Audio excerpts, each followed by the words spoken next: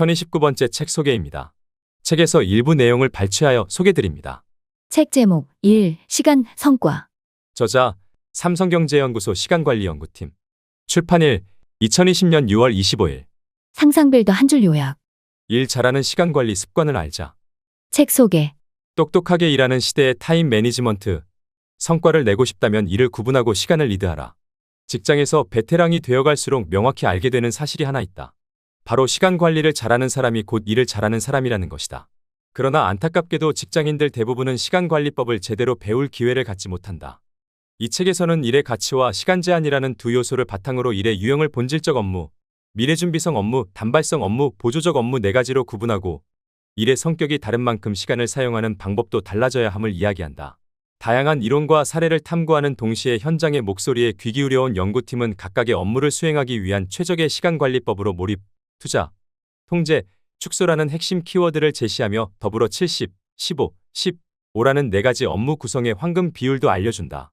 주 52시간 근무제와 워라밸의 시대에 일하는 시간을 관리하여 성과를 높이는 일, 시간, 성과의 명쾌한 방정식을 만나보자. 저자 소개. 저자 삼성경제연구소 시간관리연구팀 이정일, 예지은, 진현, 전혜원, 윤지연, 김영애, 이지인, 이영규, 서준석, 김상현. 저자. 책에서 얻은 내용. 생각해보면 시간관리법을 제대로 배워본 적이 없다? 바다 건너 유명 대학에서는 신입생들에게 제일 먼저 시간관리부터 가르친다는 이야기도 들리지만 돌이켜보면 우리는 시간관리에 대해 제대로 배운 적이 없다. 더욱이 학교도 아니고 직장에서 시간관리법을 배울 기회를 갖기란 특별한 운이 따라주지 않고선 기대하기 어렵다. 하지만 직장에서 근무 연수가 늘어나고 여러 사람들과 다양한 일을 함께하는 경험이 쌓여갈수록 명확해지는 것이 하나 있다. 바로 일을 잘하는 사람들, 곧 성과가 높은 사람들은 시간관리를 잘한다는 사실이다. 그리고 그 역도 성립하느냐고 묻는다면 직장인들 대부분이 망설임 없이 그렇다고 답할 것이다. 이처럼 어느 곳에서보다 시간관리가 중요한 직장에서 일과 성과를 결정짓는 시간관리에 대해 제대로 배우고 습득할 기회가 없다는 아이러니한 상황은 놀라운 동시에 안타깝다. 이 책은 누구도 쉽게 가르쳐주지 않지만 몰라서는 결코 일 잘하는 사람이 될 수 없는 직장에서의 시간관리 해법을 찾고자 하는 바람을 담고 있다. 시간을 내 편으로 만들기 위한 첫걸음, 일을 구분하라.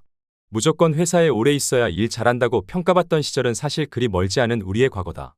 그러나 주 52시간 근무제가 도입되고 본격적인 워라밸 시대가 열리면서 단언하건대 이제 시간의 질과 양을 동일하게 인식하던 시대는 지났다. 지금은 일과 시간을 대하는 기본적인 시각 자체를 바꾸어야 할 때다. 주어진 시간을 최대로 활용하여 업무 성과를 내는 것이 어느 때보다 중요한 핵심 과제가 된 지금, 성공적인 시간 관리를 위해 과연 무엇부터 시작해야 할까? 오랜 시간 현장의 고민을 듣고 그 해법을 모색해온 삼성경제연구소 시간관리연구팀은 우선적으로 자신이 수행하고 있는 일들의 특성을 파악하여 업무를 구분할 것을 제안한다. 실제로 우리는 직장에서 매우 다양한 일을 하고 있다. 자신의 주된 업무를 수행하면서도 수시로 다른 부서나 상사, 동료의 업무 협조 요청에 응해야 하고 후배에게 업무를 가르치거나 자신의 역량을 개발하는 일에도 신경을 써야 한다. 또 자료의 정리와 공유, 일정 점검, 회의록 작성 등등 자신의 성과와 직결되지는 않지만 조직과 팀이 원활하게 돌아가는 데 필수적인 다양한 업무도 있다. 이처럼 한정된 시간 속에 다양한 층위의 복잡한 일을 해내야 하는 상황에서 가장 중요한 것은 제각각 다른 특성을 지닌 업무를 판단하고 분류할 수 있는 명확한 기준일 것이다. 연구팀은 일의 가치와 시간 제한을 두 축으로 하여 크게 본질적 업무, 미래준비성 업무, 단발성 업무, 보조적 업무 네 가지로 직장에서의 일을 구분하고 일의 가치와 특성이 다른 만큼 서로 다른 접근법을 가지고 시간관리를 고민해야 함을 이야기한다. 일잘러를 위한 시간관리 황금 레시피. 먼저 본질적 업무를 위해 연구팀이 제시하는 시간관리 키워드는 몰입이다. 본질적 업무는 개인이 맡고 있는 본업과 주요 과제를 뜻한다. 관련하여 제안장에서는 업무 계획을 세우고 오류를 관리하는 방법, 우선순위를 정하고 그에 따라 시간을 배분하는 방법, 그리고 방해물을 제거하여 업무 몰입도를 높이는 방법, 덩어리 시간을 확보하는 방법 등을 다룬다. 더불어 과도한 몰입으로 인한 번아웃 예방법 등 자칫 예사롭게 생각하기 쉽지만 주의를 기울이지 않으면 안 되는 컨디션 조절법과 에너지 관리법에 대해서도 짚어준다. 다음으로 미래준비성 업무를 위한 시간관리 키워드는 투자이다. 미래준비성 업무는 당장 성과가 눈에 띄게 나타나지는 않지만 개인과 조직의 미래를 위해 현재 꼭 수행해야 하는 장기적 과업이다. 그만큼 중요한 업무이지만 역설적이게도 시간의 압박이 없기 때문에 간과하거나 놓치기 쉽다. 관련하여 제도장에서는 자신의 경쟁력을 정확히 파악하고 강점을 발전시키는 방법, 필요한 역량을 개발하고 상호 학습하는 방법 등에 대해 알아본다. 또한 후배 육성의 가치와 맞춤형 방안에 대해서도 다룬다. 단발성 업무를 위한 시간 관리 키워드는 통제이다. 단발성 업무는 다른 부서나 상사, 동료로부터 업무 협조, 회의 참석, 자료 제공 등을 요청받는 경우가 대표적인데, 일시적이나 시간 제한이 있고 예측하기가 어려워 무작정 일을 수행하다 보면 자신의 본질적 업무를 방해받기 쉽다. 관련해서 제3장에서는 단발성 업무를 최대한 예측하고 대비하는 방법, 허용과 거절의 기술, 똑똑하게 협업하는 법 등을 다룬다. 더하여 단발성 업무로 인한 불편한 감정과 스트레스를 해소할 수 있는 심리적 대처법에 대해서도 알아본다. 마지막으로 보조적 업무를 위한 시간 관리 키워드는 축소이다. 보조적 업무는 자신의 본업을 잘 수행하기 위해 일상적으로 처리해야 하는 업무로서 반복적인 것이 많고 아무리 잘해도 티가 나지 않지만 수행하지 않으면 큰 불편을 겪게 된다. 관련해서 제4장에서는 이메일 다이어트 등 보조적 업무를 효율화하는 방안과 반복적인 업무를 자동화할 수 있는 기술과 도구를 살펴본다. 또한 스스로 시간 압박 가하기 등 보조적 업무에 소요되는 시간을 최소화하는 방안을 알아본다. 실제로 직장에서의 일은 이 4가지 업무를 저글링하는 것과 유사하다. 그렇다면 저글링을 잘하는 이들의 특별한 노하우는 없을까? 연구팀은 4가지 업무를 수행하기 위한 시간 관리 방법을 설명하면서 오랜 연구와 현장의 목소리를 통해 얻은 업무 구성의 황금 레시피를 함께 알려준다. 물론 상황에 따라 차이가 있겠지만 이 책에서 누설하는 비법은 본질적 업무의 70%, 미래준비성 업무의 15%, 단발성 업무의 10%, 보조적 업무의 5%의 시간을 할애하라는 것이다. 다양한 이론과 사례 그리고 현장의 요구를 담은 한 권으로도 충실한 시간관리 안내서. 이 책에서 제안하는 4가지 업무 유형별 시간관리법은 일견 단순해 보인다. 하지만 이 4개의 기둥 각각은 시간관리 전문가들의 다양한 주장과 심리학 및 조직 이론 등을 망라하여 분석한 토대 위에 튼튼하게 세워져 있다. 예컨대 본질적 업무를 수행하기 위한 방안으로 첫 번째 계획 세우기와 우선순위 정하기를 제시하는데, 업무 목표 및 계획 수립과 관련해 이마이즈미 히로아키의 만다라트 기법, 조지 도런의 SMART 방법론, 앤디 그로브의 OKR 툴 등의 대표적인 목표 관리법을 소개하거나 우선순위 선정과 관련해 데이비드 앨런의 GTD 시스템, 아이비 리 방법, 브라이언 트레이시의 ABCD 방법 등을 설명하면서 독자들 스스로 더 적합한 방법을 고민할 수 있도록 이끈다. 이처럼 이 책은 다양한 이론과 사례를 녹여내어 한 권으로도 충분히 든든한 조언자 역할을 하고 있다. 한편 이 책은 일과 생활의 균형과 성과 창출이라는 두 마리 토끼를 동시에 잡고자 하는 기업 현장에서 시간 관리에 가장 목말라 하는 관리자들의 요청에도 부응하고자 하였다. 그에 따라 각 장의 소단원을 관리자를 위한 리더십 가이드라인으로 마무리하고 있는데, 직원들의 업무 수행을 효과적으로 지원할 수 있는 리더십 실천 방안을 함께 제시함으로써 실무적으로도 매우 유용할 것으로 기대된다. 작은 습관부터 시작하는 시간관리. 이 책에는 다양한 시간관리 스킬이 제시되어 있다.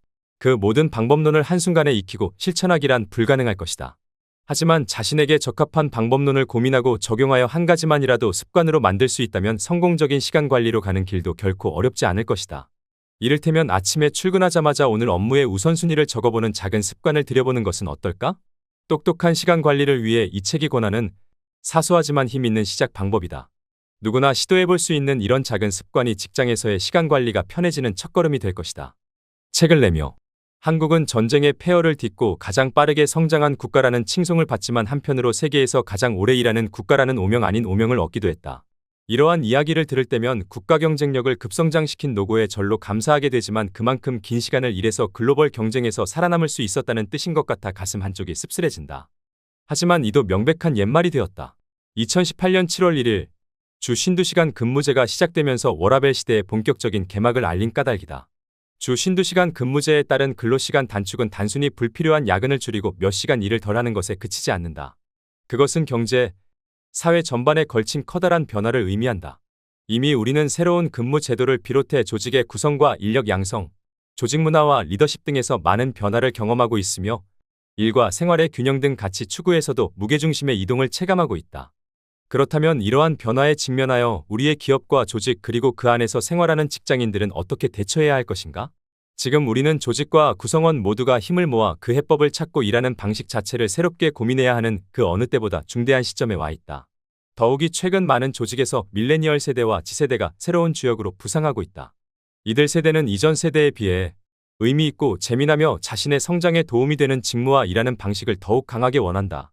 근로시간 단축과 함께 일하는 방식을 점차 바꿔가야 할 또 다른 이유가 여기에 있다. 이러한 인식에서 출발하여 우리는 그 해법을 일시간 관리에서 찾고자 한다. 특히 이제는 뛰어난 소수가 아니라 다수의 전문가가 긴밀한 소통과 협력을 통해 차별적 우위를 갖는 창조적 제품과 서비스를 창출해야만 생존이 가능한 시대이다. 이에 개인 차원의 시간 관리에 머물지 않고 조직 차원의 통합적 시간 관리의 효율성을 높이는 데 관심을 기울여 다양한 이론 및 사례 연구를 바탕으로 조직 현장에서 곧바로 적용 가능한 실천 방안을 제시하고자 하였다. 지금 이 시대는 무엇보다 효율적인 일시간 관리를 요구하고 있다. 이를 통해 기업은 성과를 지속적으로 창출하고 개인은 일과 재충전 양면의 시간을 충분히 확보하여 자신의 노동시장 가치를 더욱 높일 수 있기 때문이다.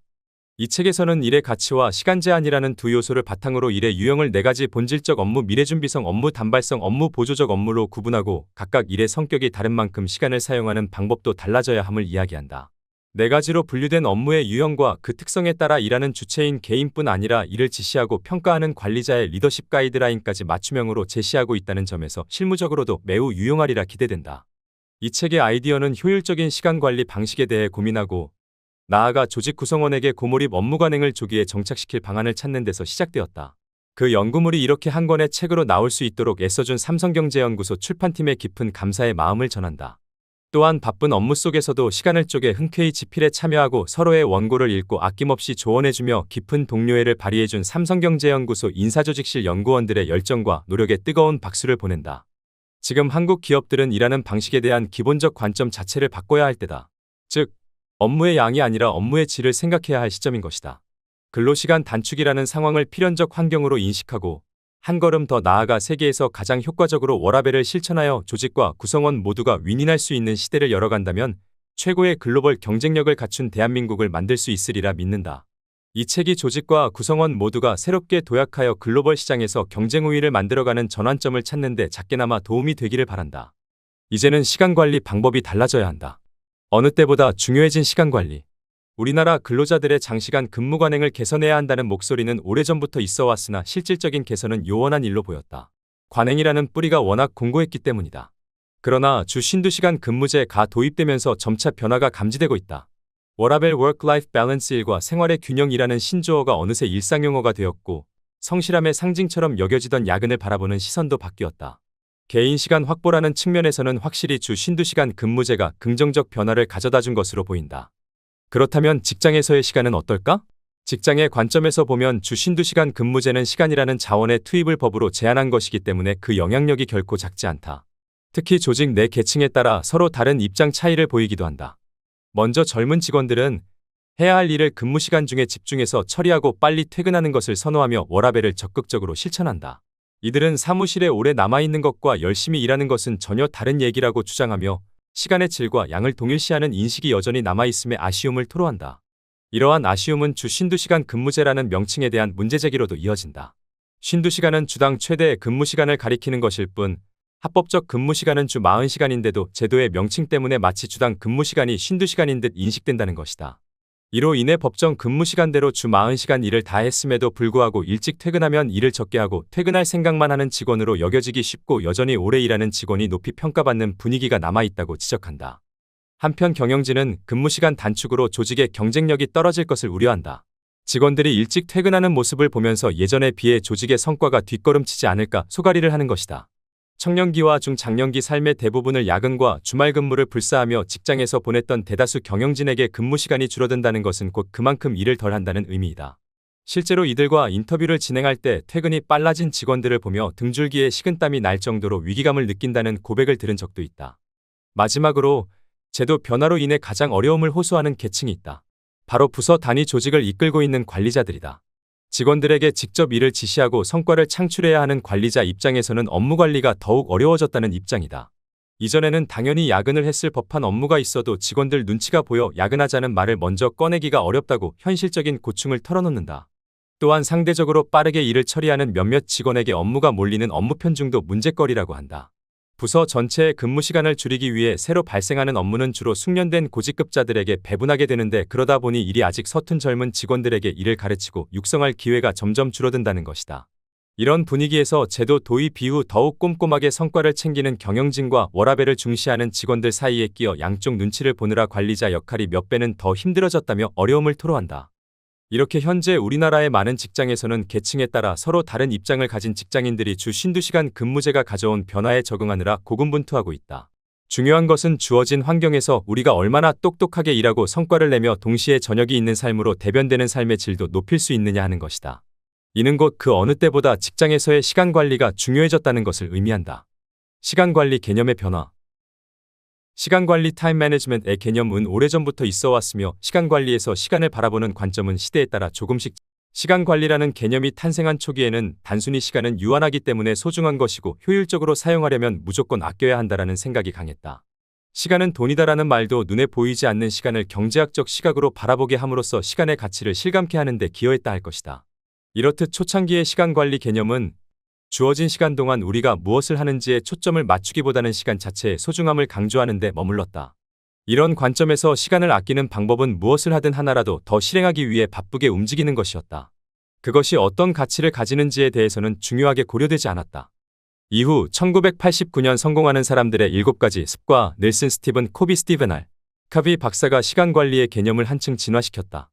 그는 시간 관리의 핵심은 해야 하는 일의 우선순위를 짜는 것. 이라고 주장하면서 중요성과 긴급성이라는 두 개의 축으로 짠 이 매트릭스를 제시하였다. 이 매트릭스를 통해 일의 성격을 고려하여 우선순위를 결정해야 한다는 화두를 던졌으며 일의 성격을 판단할 기준 2가지를 정의하였다. 그가 제시한 시간관리 매트릭스의 4개 영역 중 최우선적으로 실행해야 하는 일은 당연히 긴급하고도 중요한 일이다. 이전의 관점이 시간이라는 단일한 기준을 가지고 시간관리를 바라보았다면 스티븐 코비 박사는 시간관리를 일의 성격을 포괄하는 개념으로 확장하였다. 스티븐 코비의 시간관리 매트릭스는 애초 직장으로 한정하지 않고 일상생활에서 필요한 시간관리 가이드로서 제시된 것이다. 그렇다면 이 매트릭스를 직장에서의 일에 적용하는 것도 가능할까? 직장에서의 일을 중요성과 긴급성을 기준으로 구분하는 것이 업무 생산성을 높이는 타당한 방식일까? 직장에서의 일도 명확한 우선순위를 정해 실행할 수 있을까? 그런데 직장에서의 일은 우리가 일상생활에서 접하는 일들과는 몇 가지 큰 차이점이 있다. 첫째, 직장에서의 일 중 꽤 많은 부분은 나의 온전한 통제권 아래에 있지 않다. 상사의 지시를 받아 수행하는 일은 물론이고 다른 부서로부터 업무 요청을 받는 경우 나의 통제권은 매우 제한적으로 적용된다. 둘째, 직장에서는 자신의 성과에 직접적으로 영향을 미치지 않는 일도 수행해야 할 때가 있다. 때로는 내가 이미 수행하고 있던 업무들의 우선순위와는 관계없이 요청받은 업무를 우선적으로 처리해 주어야 하는 상황도 발생한다. 즉, 나의 우선순위뿐 아니라 직장 내 다른 사람의 업무 우선순위도 나의 업무에 큰 영향을 미친다. 셋째, 긴급하지도 않고 당장은 성과가 발생하지 않더라도 미래의 성과를 위해 시간을 투입해야 하는 일들이 있다. 개인의 역량을 개발하거나 후배를 육성하는 일 등이 여기에 해당한다. 즉, 긴급성만큼이나 개인과 조직의 장기 성과를 고려하는 시간 관리도 중요하다. 마지막으로, 직장에는 그 자체가 절대적으로 중요한 가치를 지닌 일은 아닐지라도 핵심 업무가 잘 돌아가도록 하기 위해 꼭 해야만 하는 일들이 있다. 점검, 취합, 정보 공유 등이 그런 경우이다. 이런 일들은 그 자체의 가치만으로는 수행 여부를 결정할 수 없으며 다른 업무들과의 연관관계를 생각해가며 적절히 수행하여야 한다. 이와 같이 직장에서의 일에는 일상생활에서 겪는 일들과는 전혀 다른 차원의 복잡함이 내재해 있다. 실제로 우리는 직장에서 매우 다양한 종류의 일을 하고 있다. 때로는 중요한 일을 효과적으로 하고 있다는 느낌이 들지만 또 어떤 때는 겨우 이런 일에 이토록 많은 시간을 써야 하나 싶기도 하며 때로는 정말 해야 할 일을 하지 못하고 있다는 아쉬움이 들기도 한다.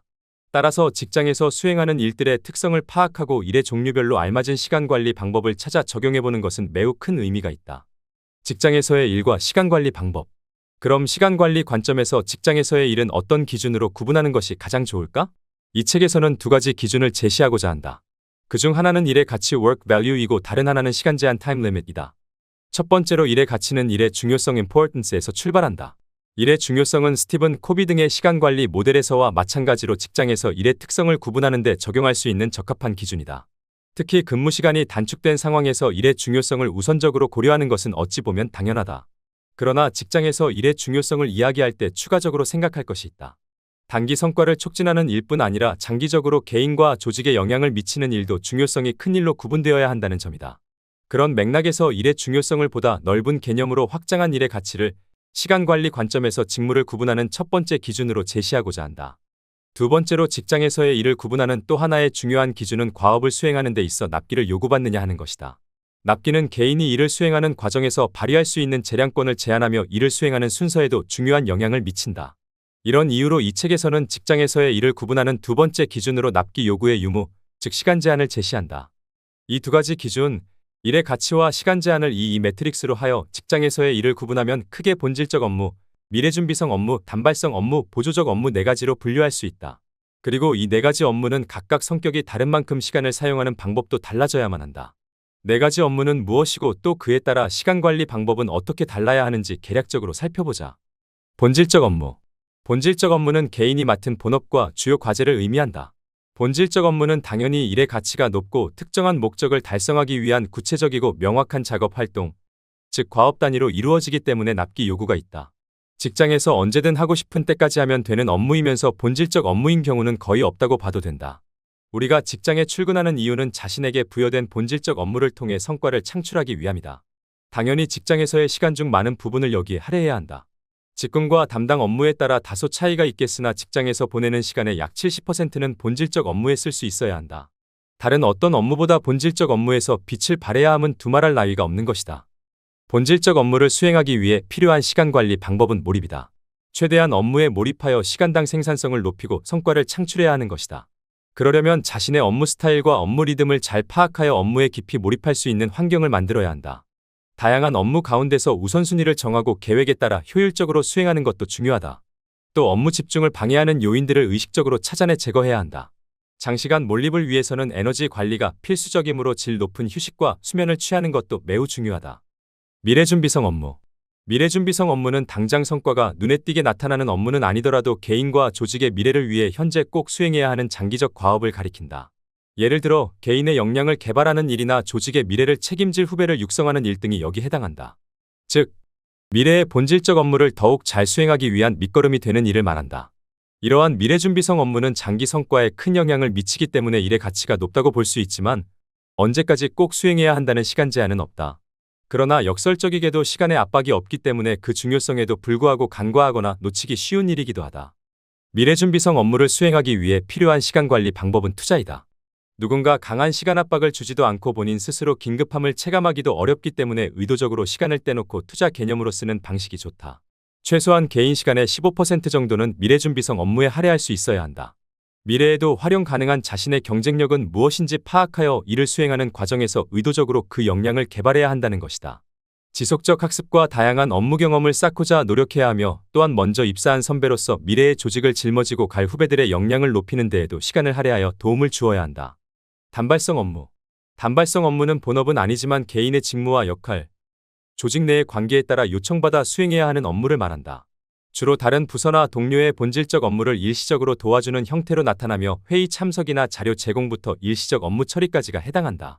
단발성 업무 자체는 직접적 성과 창출로 이어지지 않기 때문에 일의 가치가 상대적으로 낮지만 요청받는 업무라는 특성상 시간 제한은 있다. 단발성 업무는 언제 어디서 요청을 받을지 예측하기가 어렵다는 특성이 있다. 단발성 업무의 수행에 필요한 시간 관리 방법은 통제이다. 하나의 단발성 업무를 처리하는 데는 많은 시간이 필요하지 않지만 예측하지 못한 단발성 업무가 수시로 발생할 경우 전체 업무 계획에 차질이 생기기 때문에 업무 생산성에 영향을 미칠 수 있다. 따라서 단발성 업무가 생기면 그 일의 납기를 고려하되 본업, 즉 자신의 본질적 업무의 생산성이 훼손되지 않도록 적절히 통제해야 한다. 단발성 업무는 기본적으로 나 자신의 필요에 의한 일이 아니기 때문에 전체적 통제는 불가능하겠지만 가능한 범위 안에서 의식적 통제가 필요하다. 중간에 끼어들어 빠른 납기를 요구하는 단발성 업무 때문에 본질적 업무에 투입할 시간이 희생되어서는 안 된다. 담당 업무에 따라 차이가 있겠으나 단발성 업무는 가능하면 전체 업무 시간의 약 10% 내외에 그치도록 통제하는 것이 바람직하다. 보조적 업무. 보조적 업무는 자신의 본업을 잘 수행하기 위해 일상적으로 처리해야 하는 업무를 의미한다. 그 자체가 중요한 일이라기보다 이 업무를 하지 않으면 본질적 업무를 원활히 수행하는 데 문제가 생기거나 예기치 못한 실수가 발생할 수 있어 여기에 일정 부분 시간을 할애해야 하는 것이다. 단순한 업무 점검이나 실적 취합 주간 업무, 회의록 작성, 자료 정리, 이메일 확인 등이 보조적 업무에 해당한다. 이런 업무들은 정기적으로 반복되는 것들이 많고 대부분은 시간 제한을 받지 않는 일들이다. 보조적 업무는 아무리 잘해도 티가 나지 않지만 꼭 필요한 일이고 수행하지 않으면 불편을 겪게 된다.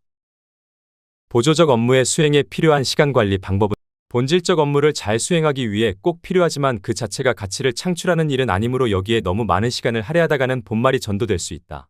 따라서 효율화와 자동화 등을 통해 보조적 업무에 투입되는 시간을 줄일 필요가 있다. 담당 업무에 따라 차이가 있을 수 있으나 보조적 업무에 쓰는 시간은 전체 업무 시간의 5% 이하로 유지하는 것이 바람직하다. 일과 성과 사이에서 어떻게 시간을 관리할 것인가? 앞서 기술한 4가지 업무, 즉 본질적 업무, 미래준비성 업무, 단발성 업무, 보조적 업무 중 상대적 비중이 가장 높은 것은 당연히 본질적 업무이다. 그러나 직장에서의 일은 납기, 협력관계, 보고 단계 등 매우 다양한 요인이 얽혀 있기 때문에 하루 일정을 기준으로 볼 때 이 네 가지 업무는 상황에 따라 저글링하듯 실행되어야 한다. 어떤 날은 본질적 업무 한 가지에만 매달려 전력 투구할 수도 있고 때로는 네 종류의 업무를 번갈아가며 수행해야 하는 날도 있을 것이다.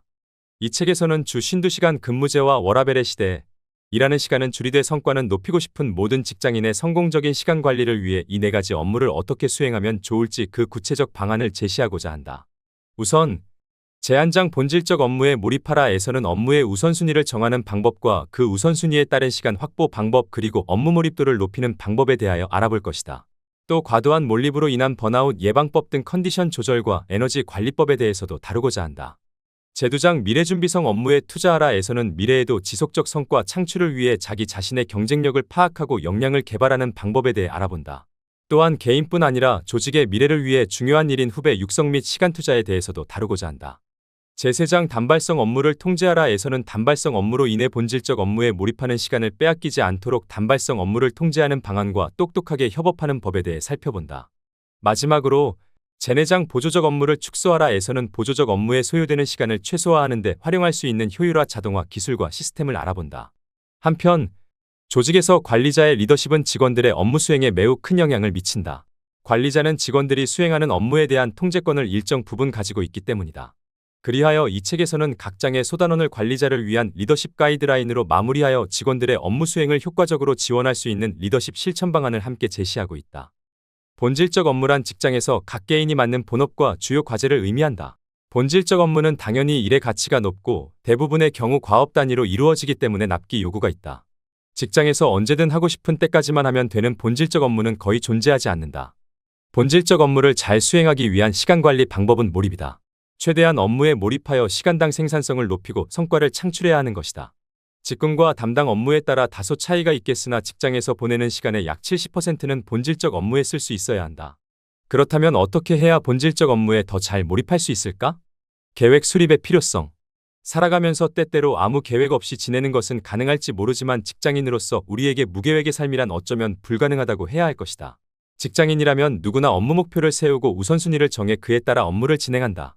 개인에 따라 정도의 차이는 있겠지만 하고 싶은 일을 즉흥적으로 할 수 있는 자유창작자가 아닌 이상, 심지어 기업의 CEO조차 계획으로부터 이탈하여 마음 내키는 대로 하기는 어렵다. 19세기 말 프레더릭 테일러에 의해 근대 경영학의 시초인 과학적 관리법 Scientific Management이 도입되면서 기업은 경영자의 과학적 과업 설정에 따른 계획적 관리로 운영되기 시작하였다. 이 테일러 시스템이 오늘날까지도 직장인의 업무 방식에 강하게 영향을 미치고 있다. 직장 내 수많은 사람이 한 방향으로 움직이도록 하기 위해 회사는 미션 매신과 비전 비전 그리고 중장기 사업 계획을 수립한다. 또한 회사의 가치 체계와 사업 계획에 따라 팀과 개인은 연월주 일 단위로 분절하여 과업의 목표를 달성하기 위한 업무 수행 계획을 세우고 그대로 실행하고자 노력한다. 그런데 조직 구성원 모두가 일정한 계획에 따라 움직인다고 모두의 성과가 같지는 않다. 이 차이는 어디에서 비롯될까? 개인의 역량에 큰 차이가 없다면 이러한 차이는 결국 계획 수립의 방법에서 오는 것이 아닐까? 하버드 대학 에드워드 벤필드 교수는 이와 관련한 연구를 50년 이상 이어온 결과 장시간 전망 (long time perspective)이라는 개념으로 그 차이를 설명했다. 장시간 전망이란 자신의 미래에 대해 어느 정도 시간까지 고려하고 있는가에 대한 감각을 말한다. 벤필드 교수는 사회적 성공을 이룬 사람일수록 좀 더 먼 미래를 고려하여 계획을 세운다고 밝혔다. 반면 사회적 지위가 상대적으로 낮은 사람들은 시간 전망이 짧아 즉각적 만족에 초점을 맞추어 계획을 세우기 쉽고 그로 인해 장기적 관점에서 보았을 때 성과가 낮다는 것이다. 벤필드 교수는 장기적인 관점에서 계획을 수립하는 것이야말로 인생과 직장에서의 성공을 결정하는 가장 중요한 요소라고 말한다. 성공한 사람들은 5년, 10년, 20년 후 자신이 어디 있기를 원하는지 정확히 설정해 미래지향적 목표를 수립한 뒤 그 목표를 기준으로 다시 역으로 세부 실행 계획을 수립한다. 하지만 대다수 사람들은 눈앞의 상황에 매몰되어 살고 있다는 것이 벤필드 교수의 분석이다. 그렇다면 어떻게 해야 장기적 관점을 가지고 목표를 수립할 수 있을까? 어떤 방식으로 우선순위를 정하고 실행해야 과업의 목표를 더 잘 달성할 수 있을까? 시작은 업무 목표 세우기부터. 업무 생산성 높이기는 업무 목표 수립에서 시작한다. 일단 무슨 일을 할지 정의하는 것이 첫걸음이다. 이 부분이 바로잡히지 않는다면 어떤 일에 집중해야 하는지 알기 어렵고 업무 우선순위 수립에서도 기준을 잃게 된다. 업무 계획을 수립할 때 흔히 부딪히는 1차적인 장벽은 작심삼일이 될 것이라는 걱정으로 계획 수립 시도 자체를 하지 않는 것이다. 만약 변화하는 환경에서 좀 더 나은 상황이 오기를 기다리고 있거나 내가 아직 준비가 되어 있지 않았다는 생각에 계획 세우기를 미루고 있다면 일단 목표 세우기부터 시작할 것을 권한다. 목표 세우기에 있어 주의할 점은 치밀하게 수립한 목표라 할지라도 한 번에 완성되지 않는다는 것이다. 오늘 가장 중요하다고 여긴 일이 내일은 덜 중요한 일이 될 수도 있기 때문이다. 따라서 한 번 계획을 세우고 말 것이 아니라 지속적으로 계획을 점검하고 수정해 나가는 과정이 수반되어야 한다. 또한 장기적 관점의 목표와 그날그날 해야 하는 목표의 구분이 필요하다. 일단 장기적 관점에서 목표가 수립되어 있지 않으면 단기 목표에 허덕이며 하루하루를 그저 분주하게만 보내게 될 것이다. 이렇게 되면 오늘 하루도 열심히 살았다는 뿌듯함은 느낄지 몰라도 정작 중요한 일은 놓치는 문제가 생길 수 있다. 그러므로 장기적 관점에서 최우선 목표를 먼저 설정한 다음에 단기적 목표를 수립해야 한다. 그런데 장기적 관점의 목표 세우기는 왜 그토록 중요할까? 성공한 자신의 모습을 상상하는 것만으로도 동기부여가 될 수 있어서다. 상상으로도 좋지만 더 좋은 방법은 자신이 상상한 그 모습을 가시화하는 것이다. 이를테면 자신이 상상한 미래의 모습을 글로 적어보는 것이다. 그 과정에서 원하는 것이 더 구체화되고 세분화되어 당장 어떤 일을 해야 하는지 좀 더 분명하게 알 수 있다. 구석기 시대 인류는 동굴벽에 소망하는 바를 그림으로 표현하였다. 동굴벽화 속 다양한 동물은 대부분이 구석기인들의 사냥감이다. 구석기인들의 그림 그리는 행위가 먹이를 구하기 전에 치르는 재래 의식의 일종이었기 때문이다. 이 아마도 이러한 재래 의식을 통해 큰 짐승에 대한 두려움을 없애고 사냥 성공에 대한 집단적 자신감을 형성했을 것이다. 예를 들어 라스코 동굴벽화에는 동물의 어디를 어떻게 찔러 사냥할지를 그린 그림이 반복적으로 나오는데 이것은 그림을 통해 머릿속에서 목표를 정하고 그 목표를 획득할 방법까지 구체화했음을 보여준다. 이렇듯 구석기 시대 이래로 인류는 항상 무엇인가를 원했고 그 원하는 바 목표를 달성하기 위해 노력해왔다. 하지만 목표가 명확하지 않으면 무엇을 달성해야 하는지 몰라 아무것도 실행할 수 없을 것이다. 그래서 인류는 과업의 달성을 위해 명확한 목표를 설정하고 실행하는 방법을 오랫동안 연구, 발전시켜왔다. 그중 대표적인 목표관리법 몇 가지를 소개한다. 이마이즈미 히로아키의 만다라트 기법. 1987년 일본의 디자이너 이마이즈미 히로아키가 만다라트 맨더 아트 기법을 창안하였다. 만다라트는 맨더 플러스 라 아트가 결합된 용어로 맨 플러스 라는 목적을 달성한다는 뜻이고 맨더 플러스 아트는 목적을 달성하는 기술을 의미한다. 가장 큰 주제를 정하고 그 해결점과 아이디어를 점차 구체화해 나가는 형태로 생각을 쉽게 정리하고 한눈에 확인할 수 있는 목표관리법이다. 만다라트는 가로 3칸 세로 3칸으로 이루어진 9칸짜리 사각형 9개 총 81개 칸과 기본 형태이다. 사각형 9개 중 한가운데 사각형의 가운데에 제일 중요한 목표를 이를 둘러싼 사각형 8개의 중앙 칸에는 그 목표를 달성하는 데 필요한 세부 목표를 적는다. 그리고 세부 목표를 둘러싼 작은 사각형 8칸에는 이를 달성하기 위한 구체적인 행동 계획을 적는다. 만다라트 기법의 장점은 목표 달성을 위한 구체적 행동 계획을 64개까지 확장해 한 가지 방법에 치우치지 않고 밸런스 있게 여러 방법을 실천하도록 해준다는 것이다. 세계적인 야구 선수 오타니 쇼헤이가 이 기법을 적용하여 고등학교 1학년 때 직접 작성한 만다라트가 세간에 알려져 화제가 되기도 했다. 조지 도런의 SMART 방법론. SMART 방법론은 1981년 조지 도런 조지 도란이 만든 목표 달성 기법이다. 목표 대비 실행 정도를 측정하기에 유용한 도구로 오늘날 여러 기업이 성과 측정 도구로 유용하게 쓰고 있다. 내용은 다음과 같다. S-specific 구체적 목표는 일반적 목표보다 성취할 확률이 더 높다. 구체적인 목표를 세우려면 육하원칙에 답변할 수 있어야 한다. M-measurable 측정 가능한 목표 달성 과정과 진척 상황을 판단하기 위해 숫자로 표현된 목표를 말한다. A-assignable 성취 가능한 목표 달성 가능한 목표를 설정해야 하고 과업 달성의 책임자가 지정되어야 한다. R-realistic 현실적 목표 원하는 목표인지 수행할 수 있는 목표인지가 반영되어야 한다. T-time related 기간을 정한 목표 기간이 정해져 있지 않은 목표는 아무런 의미가 없다. 앤디 그로브의 OKR 툴. OKR 툴은 인텔을 세계 최고의 반도체 기업으로 이끈 CEO 앤디 그로브 앤드루스 그로브가 사용한 목표관리법으로 크게 두 가지 요소로 구성된다. O objective 목표는 성취해야 할 대상으로서 구체적이고 행동 지향적이어야 한다. 보다 상세하게 수립된 목표는 애매모호한 생각과 행동으로부터 조직을 지켜주는 백신 역할을 한다. KR Key Results 핵심 결과 지표는 목표의 달성 여부를 확인할 수 있는 지표로서 하나의 목표 objective에 대해 3에서 5개의 핵심 결과 지표 Key Results를 설정하는 것이 좋다. 핵심 결과 지표는 측정 가능해야 한다. 그래야 마지막 시점의 목표의 달성 여부를 명확하게 판단할 수 있다. 핵심 결과 지표는 고정된 것이 아니며 업무 진척 상황에 따라 바뀔 수 있다. OKR 툴에서 핵심 결과 지표를 달성하면 목표가 이루어진 것으로 본다. 이와 같이 목표관리법에는 하나의 정해진 답이 있는 것이 아니기 때문에 각자 처한 환경이나 개인의 성향에 따라 적합한 방법을 적용하는 것이 필요하다. 앞에서 제시한 세 가지 목표관리법은 대중적으로 어느 정도 입증된 방법인 만큼 목표관리를 시작할 때 유용하게 참고할 수 있을 것이다. 업무 우선순위 정하기. 목표를 수립하였으니 이제 그 목표를 달성하기 위해 시간 생산성을 어떻게 높일지 방법을 찾아봐야 한다. 항상 시간 부족으로 중요한 일을 제때 끝내지 못하고 마감에 쫓긴다면 아마도 덜 중요한 다른 일을 먼저 처리하다가 중요한 일을 할 타이밍을 놓쳤을 확률이 높다. 1890년 철강왕 앤드루 카네기가 어느 파티장에서 30대의 젊은 테일러를 만났을 때 유명한 일화가 있다. 당시 과학적 관리법으로 한창 주가를 높이고 있던 젊은 테일러에게 카네기는 나에게 가치 있는 이야기를 해준다면 1만 달러를 주겠다 라고 제안했다. 그러자 테일러는 망설이지 않고 이렇게 이야기하였다고 한다. 당신이 할 수 있는 가장 중요한 일 10가지를 쓰고 한 번부터 시작하라. 며칠 후 카네기는 테일러에게 1만 달러 수표를 보냈다고 한다. 경영학의 아버지로 칭송받는 테일러가 강조하고 카네기가 인정한 것처럼 업무의 우선순위를 정하는 것은 업무를 효율적으로 진행하는 데 가장 가치 있는 요소 중 하나이다. 모든 일에 충분한 시간과 돈을 투자할 수는 없다. 일의 중요도를 평가하여 좀 더 중요하다고 판단되는 일에 우선적으로 자원을 사용해야 한다. 19세기의 경제학자 빌프레도 파레토가 만든 2080 법칙을 일반화시킨 경영 컨설턴트 조지 푸주란 조세프 모세스 요란은 20%의 주요 문제를 해결하면 나머지 80%는 저절로 해결된다고 주장했다. 일명 중요한 소수와 사소한 다수 The Vital Few and the Trivial Many의 법칙이다. 이 법칙의 핵심은 가장 중요한 몇 가지 일에 초점을 맞추어야 한다는 것이다. 중요하지 않은 80%를 먼저 처리하다 보면 정작 핵심 업무는 완수하지 못한 채 사소한 업무에만 반복적으로 매달리게 된다. 반면에 20%의 중요한 일을 먼저 처리하면 나머지 부수적인 일들은 오히려 짧은 시간에 쉽게 해결되는 경우가 많다. 그만큼 우선순위 선정 문제가 중요한 것이다. 제한된 시간 속에서 그 시간을 최대한 활용하려면 가치 있는 일을 우선 실행해야 하며 이것이야말로 생산성을 높이는 가장 좋은 방법이지만 그만큼 실행하기가 어려운 것도 사실이다. 게다가 우선순위 선정에는 개인의 경험과 판단, 주변 환경이 크고 작은 영향을 미치기 때문에 정답도 없다.